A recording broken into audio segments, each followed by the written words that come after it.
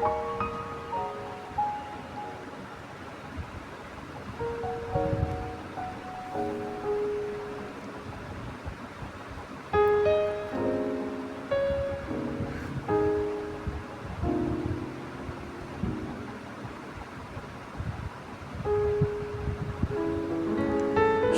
সকাল।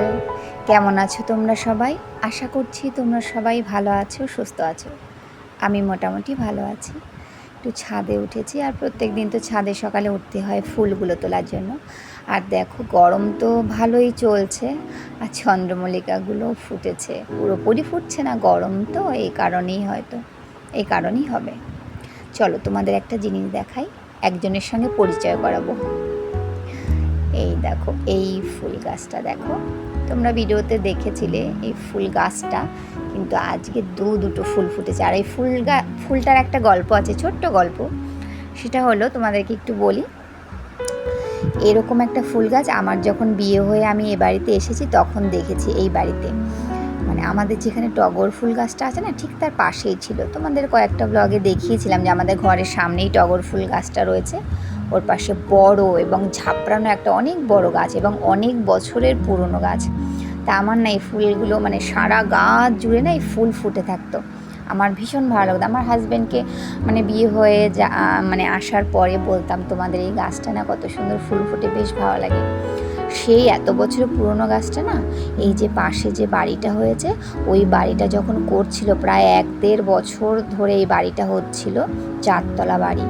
এই বাড়ির বালি আর সিমেন্ট পরে পরে পুরো গাছটা পুরো শেষ হয়ে গেছে, বুঝছো? গাছটার কিছুই নেই এখন আর। তা আমার শাশুড়ি মা না ভীষণ দুঃখ করতো। স্বাভাবিক, ওনার হাতে লাগানো গাছ এভাবে নষ্ট হয়ে গেল, এত বছর পুরনো গাছ। উনি অনেক কষ্ট পেয়েছে। যাই হোক, আমার হাজব্যান্ডও ভীষণ কষ্ট পেয়েছে, এবং না আমারও ভীষণ খারাপ লাগলো। তখন না আমাদের ঘরের সামনে যে খালটা দেখো, খালটা তো পাঁচিল দিয়ে বাঁধানো আছে। ওই পাঁচিলের উপরে আমাদের পাশে একটা দাদা থাকে, ওই দাদাটা না সারা বছর ওই পাঁচিলের ওপর দিয়ে বিভিন্ন ধরনের গাছ লাগিয়ে থাকে। এবার এই হলুদ ফুল, মানে হলুদ জবা ফুলের একটা গাছ লাগানো ছিল ছোট্ট একটা টবে।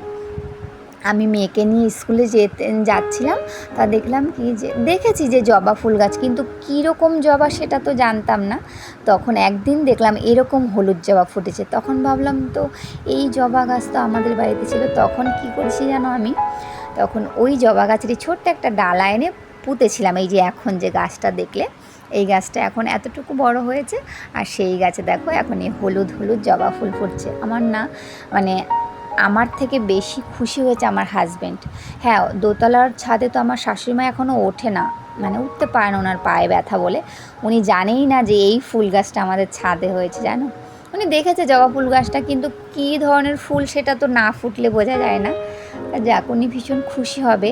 আর যখন জানতে পারবে যে এই জবা ফুল গাছ বাড়িতে রয়েছে, উনি আরও বেশি খুশি হবে। যাই হোক, ফুলগুলো তুলে নিলাম। আর আকাশটা তো দেখলেই মেঘলা মেঘলা। আর একতলার ছাদে এই নীল ফুলগুলো বেশ কিছুদিন ধরে আবার কয়েকটা করে ফুল ফুটছে। বন্ধুরা, আজকে আমার ব্লগটা তোমাদের কাছে ভালো লাগলে প্লিজ একটা লাইক দিয়ে ভিডিওটা দেখা শুরু করো, কমেন্টে জানিও, শেয়ার করো। আর নতুন বন্ধু হয়ে থাকলে আমার চ্যানেলটি অবশ্যই সাবস্ক্রাইব করে আমার পাশে থেকো। আজকে অনেকগুলো ফুল পেলাম। আর এখানে দেখো একটা জিনিস দেখো, এই মানি প্লান্ট গাছটা তোমাদের সেভাবে দেখানো হয়নি। ও কি করেছে, এই কি বলবো, এই পিলারটাকে জড়িয়ে কত জায়গায়, মানে অনেকটা লম্বা হয়ে, লতানো গাছ তো লম্বা হয়ে গেছে, মানে পুরো ছড়িয়ে গেছে।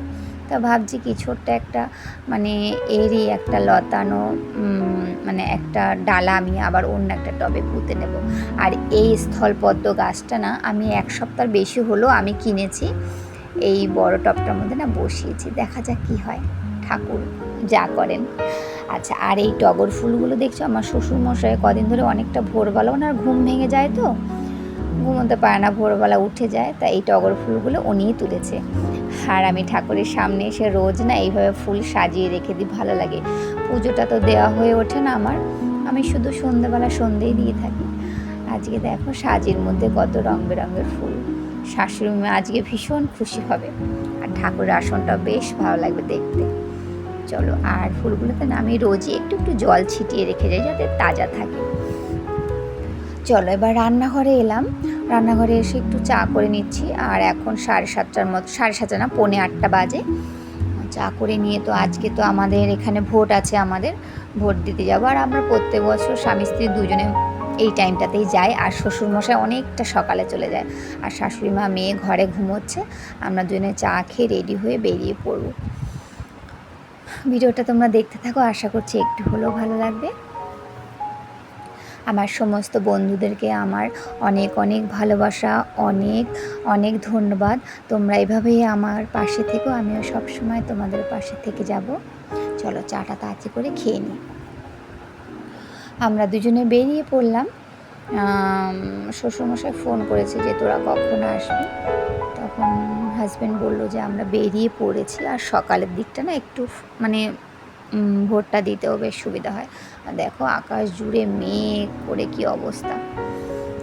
চলো ভোটটা তাহলে দিয়ে আসি, তারপরে তোমাদের সঙ্গে আবার কথা বলছি।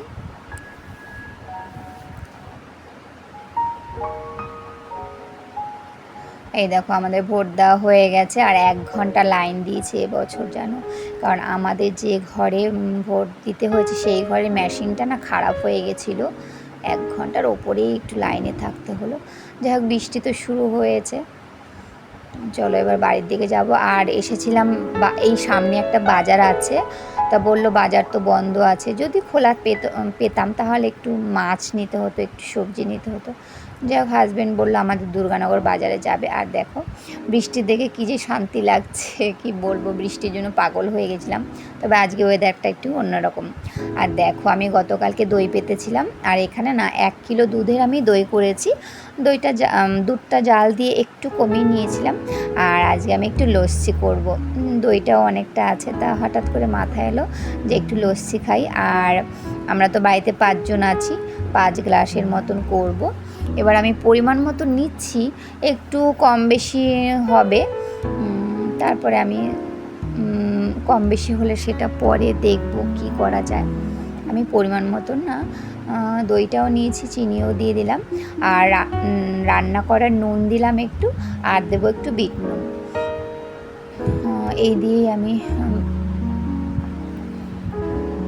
আর কয়েক টুকরো বরফের টুকরো দিলাম।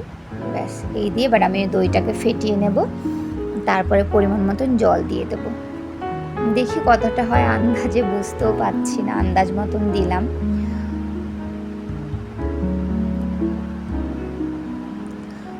আর এই লস্যি খেতে, প্রচণ্ড গরম পড়লে লস্যি খেতে ভীষণই ভালো লাগে, মানে মন প্রাণ যেন ঠান্ডা হয়ে যায়। চলো পরিমাণ মতন জল দিয়ে তো বানিয়ে নিলাম লস্যিটা। এবার 3টে গ্লাসে দিচ্ছি, তারপরে দেখছি কতটা কী হয়, নাহলে আবার বানাতে হবে। 3 জন সদস্যকে দিয়ে আসি, শ্বশুরমশাই আছে, আমার হাজব্যান্ড, মেয়ে, ওদের 3 জনকে দেবো। তারপরে দেখলাম যে আর একটু লাগবে, আরও একটু পরে বানিয়ে নিয়েছিলাম আমার আর শাশুড়ি মায়ের জন্য। আর ওপর দিয়ে না একটু ভাজা জিরের গুঁড়ো ছড়িয়ে দিচ্ছি, আর একটু বিট নুন দেবো। ব্যাস এরকম একটা লস্যি, মানে এই গরমে ভীষণ তৃপ্তি দেয় আমাদেরকে, বলো। চলো এবার ওদের 3 জনকে দিয়ে আসি, তারপরে আমি আবার আরেকটু বানিয়ে নেব। আচ্ছা, ওরা তো খেয়ে নিয়েছে। এবার আর 1 গ্লাসের মতন বানাতে হয়েছে, শাশুড়ি মার জন্য ফ্রিজে রেখে দিয়েছি, উনি তো ভোট দিতে গেছে। আর আমি এখন খেয়ে নিচ্ছি। দারুণ হয়েছিল জানো তো, মানে দারুণ হয়েছিল টেস্টটা। চলো লস্যিটা খেয়ে তো মন প্রাণ ঠান্ডা হয়ে গেল। এবার দুপুরে রান্না, আমি এখানে উচ্ছে ভাজা করছি আর পটল ভাজা করব। আর ডাল করা হয়ে গেছে, ভাত করাও হয়ে গেছে। ডাল করেছি লাউ দিয়ে, আর তোমরা তো জানোই আমাদের বাড়িতে রোজ ডাল করতে হবে। এই দেখো লাউ দিয়ে ডাল করেছি। আর উচ্ছে ভাজাটা অনেক দিন বাদে করছি। আর এখানে দেখো হাজব্যান্ড আমার আর মেয়ের জন্য একটু মাছ এনেছে, রুই মাছ, আলু পটল দিয়ে করেছি। এই দেখো এরকম হয়েছে, লাস্টে ধনেপাতা ছড়িয়ে দিয়েছি। আর বাদবাকি 3 জনের জন্য বোয়াল মাছ আছে, ওটা শাশুড়ি মা করে নেবে। চলো খেতেও বসে পড়েছি। দেখো হাজব্যান্ড খাওয়া শুরু করে দিয়েছে, আমি এবার বসলাম। আর আমাদের মেয়ে, শ্বশুরমশাই এদের খাওয়া হয়ে গেছে।